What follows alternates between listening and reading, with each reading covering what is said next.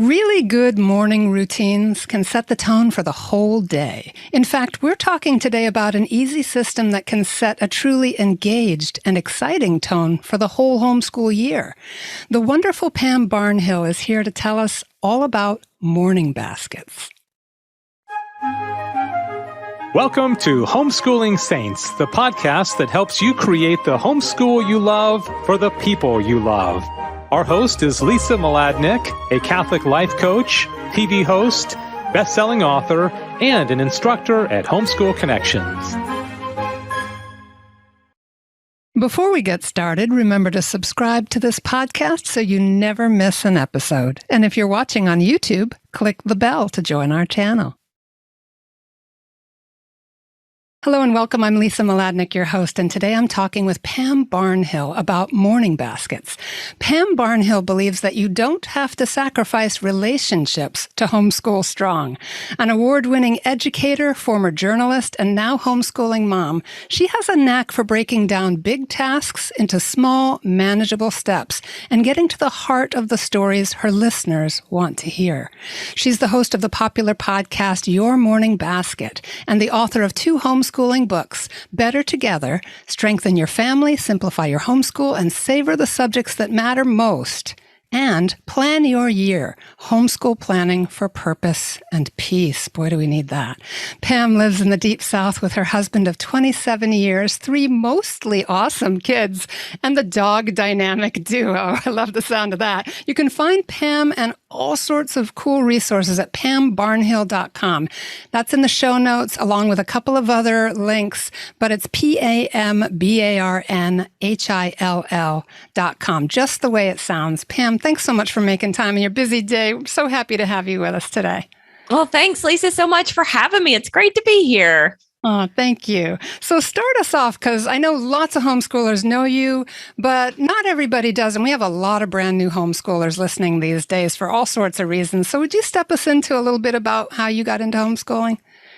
Yeah, sure. I was a public school teacher for 7 years. I actually taught high school journalism. I had done some dabbling in journalism in college and right after college and ended up teaching. And I loved doing the yearbooks. And then I worked for the yearbook company for a few years until my daughter was born. And while I was doing that teaching, I spent a lot of time, because I taught high school, I actually had 2 planning periods a day. And we did block scheduling. And so that was 3 hours a day that I was actually in the teacher workroom, because our schools were cramped and overcrowded. We had inner city schools, and they were very cramped and overcrowded. And so I could not stay in my classroom. I had to go into this teacher workroom for 3 hours a day. And it was just a revolving door of stories from these teachers who had been teaching for 25 and 30 years at that point. And it was this almost like a constant lament of the state of education those days and how much it had changed and how much they were having to teach to the test and how it was so different than what it had always been and how they thought it was such a disservice to kids.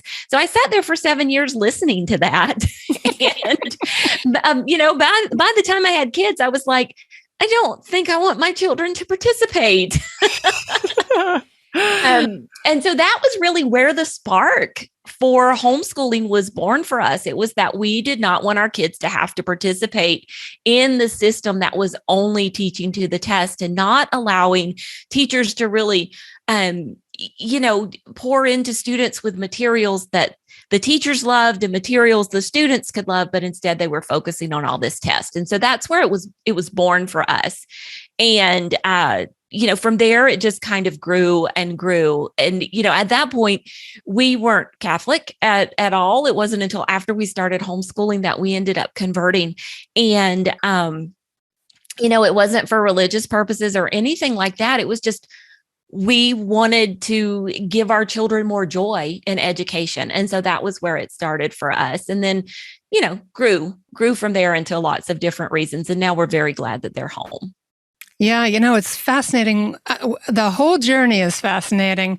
And a couple of things that I just want to draw out for listeners is, number one, the people who created the tests were now defining education. And of course, things have gone downhill from there, right? We've got all kinds of stuff that's happening in the public schools that we don't want for our kids.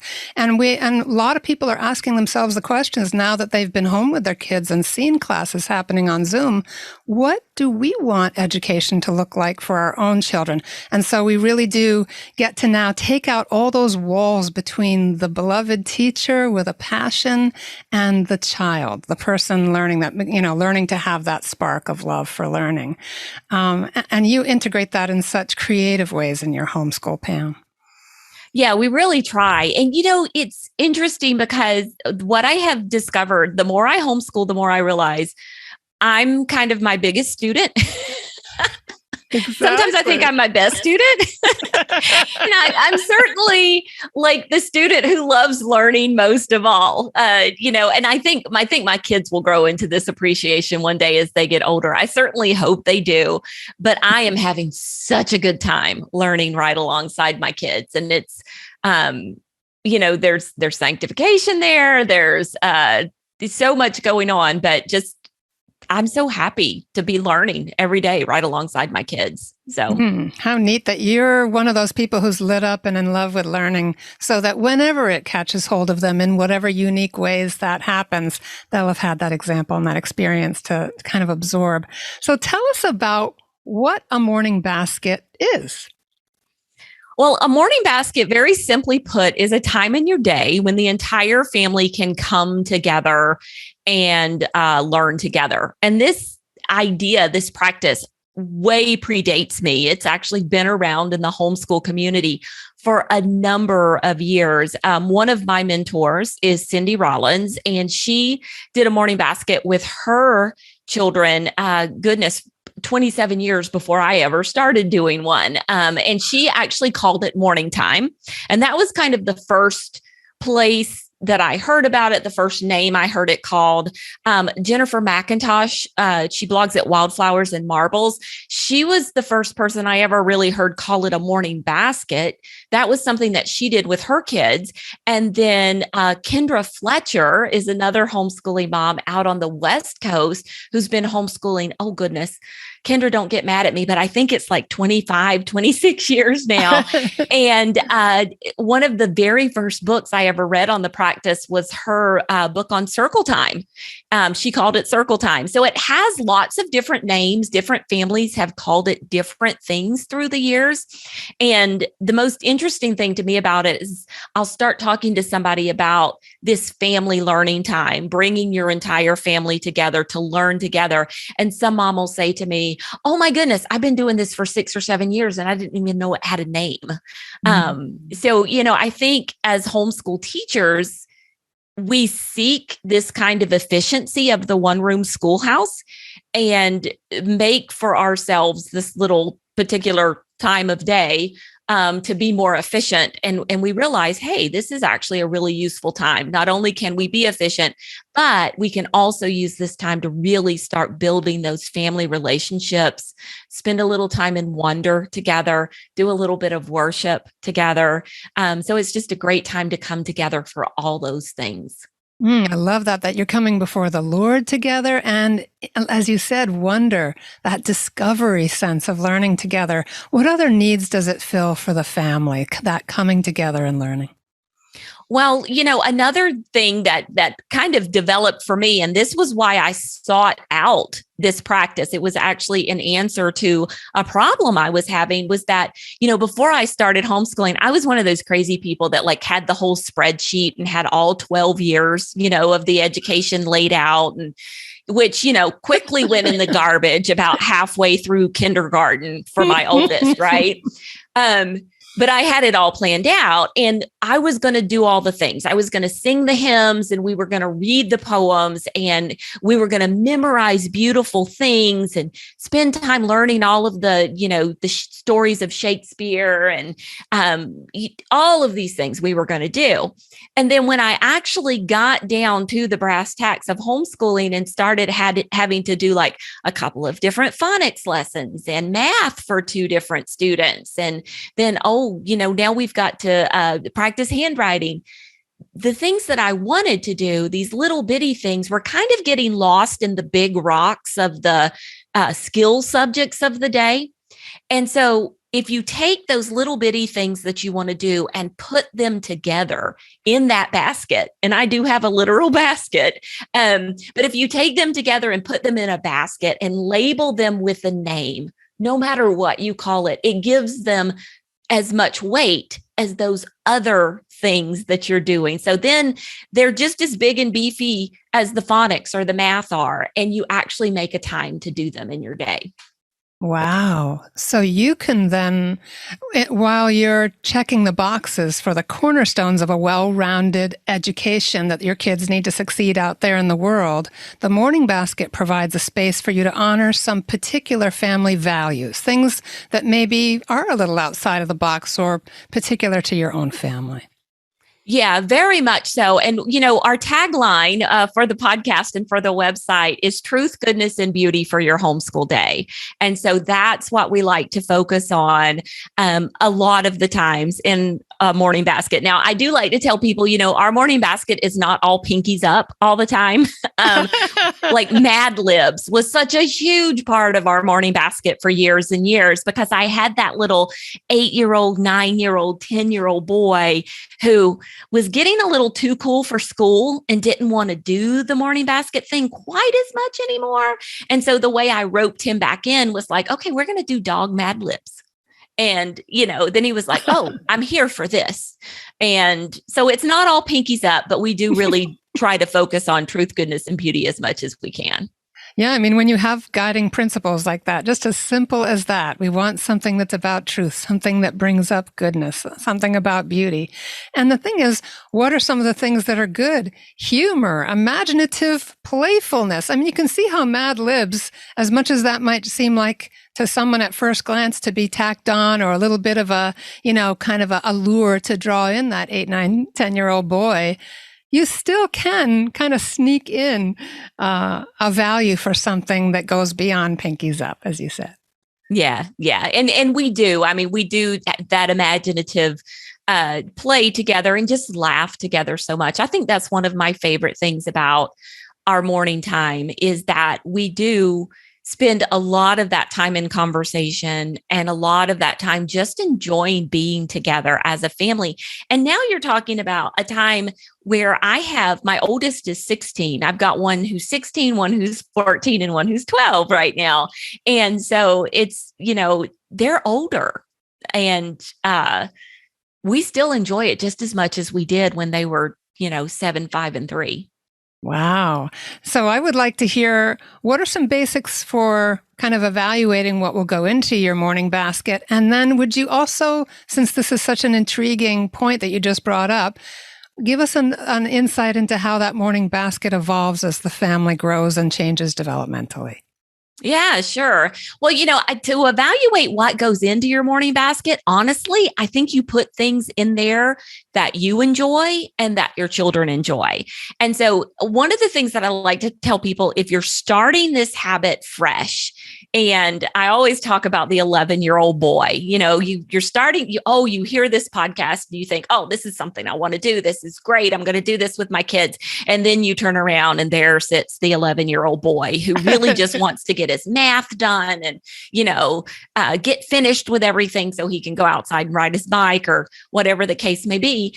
You got to put in things that hook them first with something they really enjoy. So if he is really into buildings, their architecture is a beautiful, wonderful thing to start studying in your morning basket. Start with, pulling out the books about the cathedrals or the castles or the pyramids, and read those and look at those and really pull him in. Because if you start with Shakespeare, you're probably going to struggle and flounder just a little bit, and maybe Henry V, but Mm-hmm. So the first thing I say to do is look for things that each of your children will really enjoy and put those things in there first and kind of hook them in. If you've got, somebody who loves music, put some music in. If you have somebody who loves jazz, there's nothing wrong with starting with jazz, but do those kinds of things. We did a study of movie music one year. And then once you've done that, then you put something in for mom. You put in one of those things that you want to get to, that you don't want to miss in your homeschool. And then you can gradually add more things. And that's the next tip, is start small and build slow with this. Whatever it is you decide to put in, as you're putting in these things that you're enjoying, don't wake up Monday morning and say, well, we're going to have a full-blown morning time like Pam Barnhill does, because my morning time sometimes stretches between an hour and a half to 2 hours. But we're used to that. If you try to plop that on your kids at this point, they're probably going to run screaming in the other direction, and you're going to have a fight on your hands. So, it's kind of like boiling a frog. What you want to do is add one or two things and let it build from there. And those principles are the same whether you have older kids or younger kids. So when my children were younger, one of the ways that it looked very different than what it looks now is we were sitting at a table. Now, we kind of flop on the couch. There's some mornings I actually have to nudge people with my foot to wake them up, But when they were younger, we did it at the table. Now, I had all of these dreams that we were going to, light a fire in the fireplace and cuddle up on the couch and read books. But what really happened was that couch gymnastics were taking place, and it was driving me crazy. So I moved the morning basket to my table and gave them all something to do with their hands. So they were sitting there with Play-Doh. They were painting with watercolor brushes with water in the barrel. They were putting puzzles together right there on the floor at my side. Maybe they were doing magnetiles, pattern blocks. They were really into whatever it was they were working on. And I was reading. We were singing hymns. We were reciting memory work. And it worked. Now we've kind of moved off to the couch because we start our day by watching some current events, and we move on from there. And it's all kind of reading. We still sing, but they're just kind of flopped on the couch while we do it. So. Oh, I love that. There's so many things that my brain is just popcorning because I can see the potential of this. You're inviting the Holy Spirit into what you do, starting in praise and, singing the hymns and really being before the Lord at the beginning of your day. And I could just see how an interesting conversation about current events or the soundtrack to a movie and what that adds or how it tells the story might segue into, even emotional intelligence. How did it make you feel? Or what story would you like to tell when you hear this song? And it could segue into, like you said, the things that mom likes. You might throw in a classical, something really moody or interesting and ask them to tell a story based on that. I'm just thinking aloud because what you set up here is something with the potential for you and your children to discover together what your exciting homeschool can look like.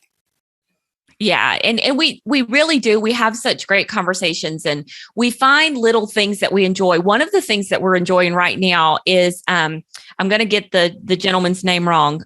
So I'll have to send it to you. It's like Theo Paponi or something like that, but it's math poems in 2 voices.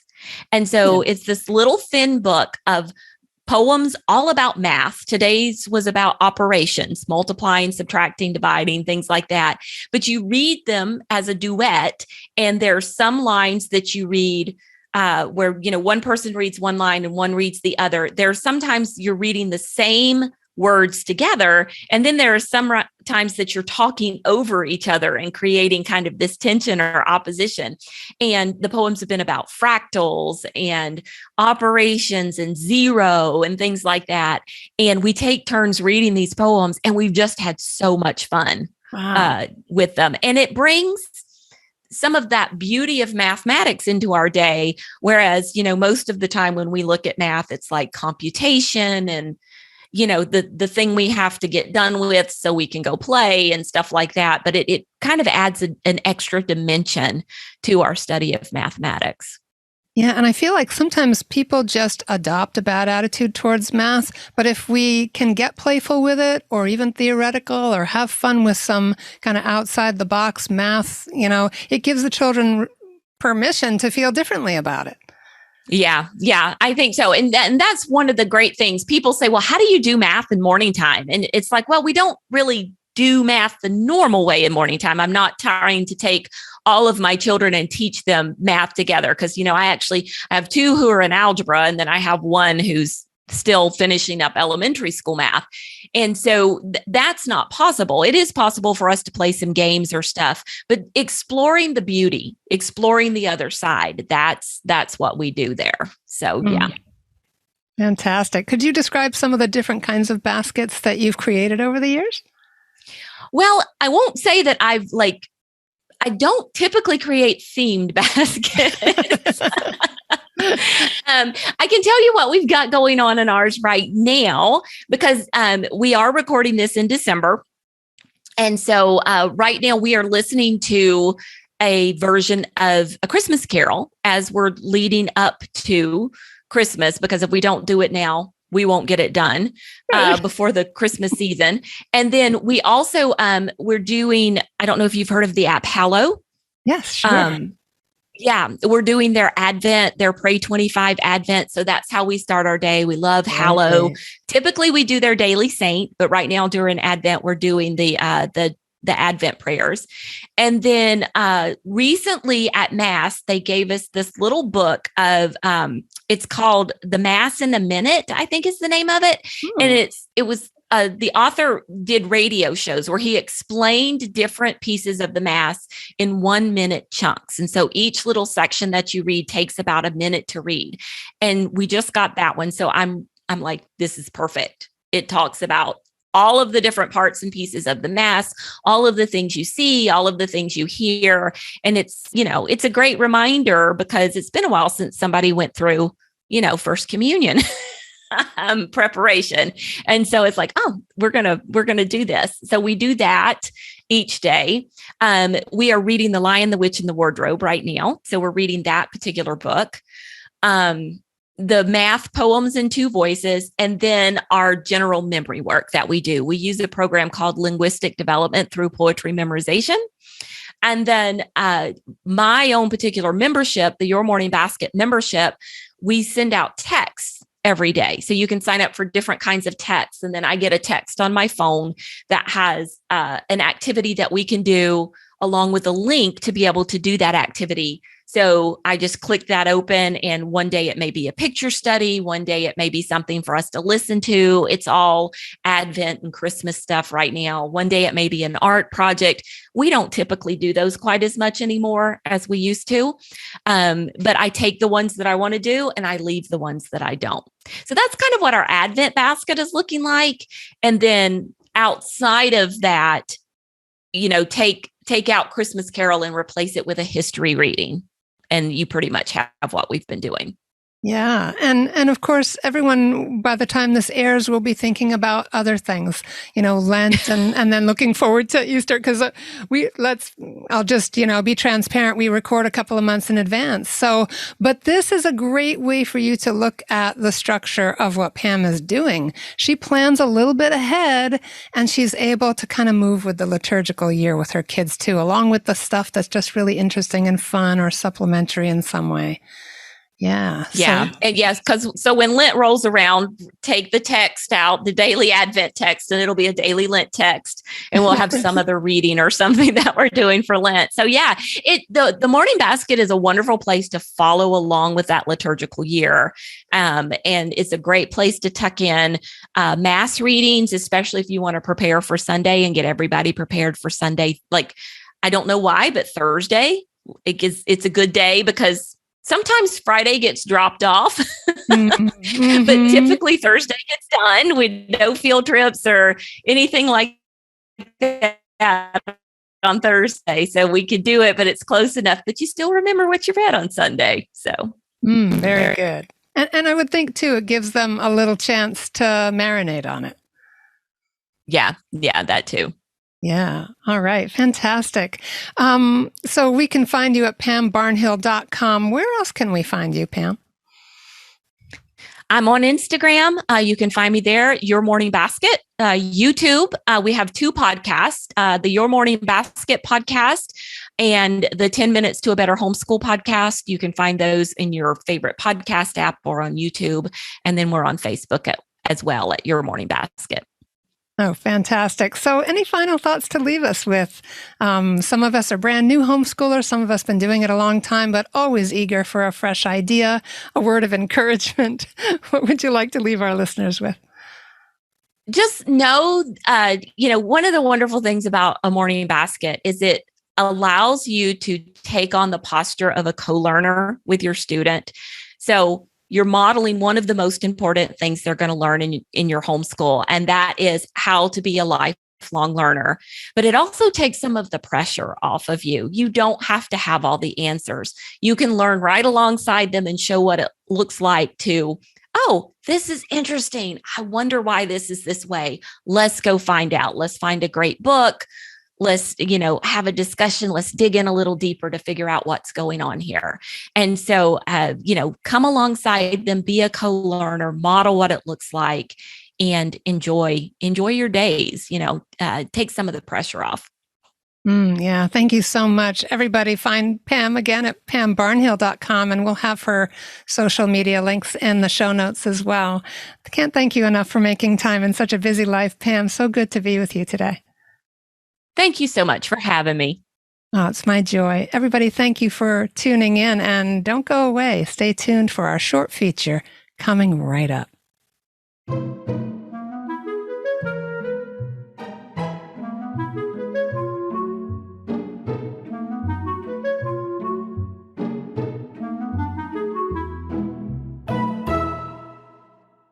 Hi, everyone. My name is Chantal Howard with From Ideal to Real. I'm excited to be here with you for another episode where we dive into unpacking how you can make your homeschool dreams a reality. After all, we want to be amazing homeschool mothers and raise up children that are the saints of tomorrow. And so formation and education is so important. We want to ground them in history. We want to help ground them in solid facts in their math and their science, and most especially make them strong writers and individuals who can speak and articulate themselves well so that they can be a light and share the truth wherever they go. So today I wanted to offer you 3 simple tips that our family loves to use when it comes to making an impact in the lives of our kids with memory work. It's one of the gifts of childhood is they are sponges and they enjoy so much the work of memorizing different facts, whether it's in science or history or in language. So here are my 3 tips. My first tip for you is to let them voice record their own spelling words, their own memory work, and replay that memory work hearing their own voice. It's a fun task. First of all, they can read the spelling words and then give themselves a spelling test, or they can hear their dictation sentence, or they can hear their science memory sentence. This is a fun way to give them a feeling of being confident and capable, and they love the opportunity to use the technology. Plus, there's something that happens when we get comfortable with hearing the sound of our own voice. It helps bolster confidence. The next tip I have for you is to use music. There is music around almost every subject matter that you can tolerate. Trust me, some of them are pretty ridiculous and a little bit cringy. But in most cases, if you do a little deeper digging, you can identify a jingle or a song to memorize just about anything, including scripture, including math facts, history timeline, science facts, you name it. Our kids love memorizing work around music. And then my third tip, my final tip for you today, is to let them perform. Lecture to the wall is a long-standing tradition where individuals who know that they need to remember content teach even to the wall. They teach back. And so my encouragement for you today is to let your children teach you and inspire them through quick inspiration and pop quizzes and catch them off guard and allow them to showcase their knowledge and to receive a little bit of a spotlight in turn so that they feel special. This will galvanize the nature of their memory and make it stronger in their mind so that they're more likely to retain that information. We know from neuroscience that it's through teaching that the mind remembers more than if it just hears it or writes it. So it's such a fun way to help your kids deepen their knowledge and build their confidence, especially around being solid, confident presenters. So those are 3 of the ways that we love to continue to expand our kids' confidence and increase their memory around all kinds of areas of knowledge. I hope this has been fun. I hope that you take some of them to heart. And of course, there's lots of curriculum that adopt these principles already, but you don't need a curriculum to do it. Just leverage whatever it is that you're already doing in these 3 simple ways. And I think you'll find that your kids have more fun learning, memorizing, and repeating and teaching you what it is they're learning. Thanks so much for listening. My name is Chantal Howard, and you can find me at chantal-howard.com. And I hope that you will come and join me again for another episode of From Ideal to Real. Take care. And that's our show for today. Our program is sponsored by homeschoolconnections.com. Be sure to subscribe to Homeschooling Saints and leave us an honest review. God bless you, and thank you for joining us.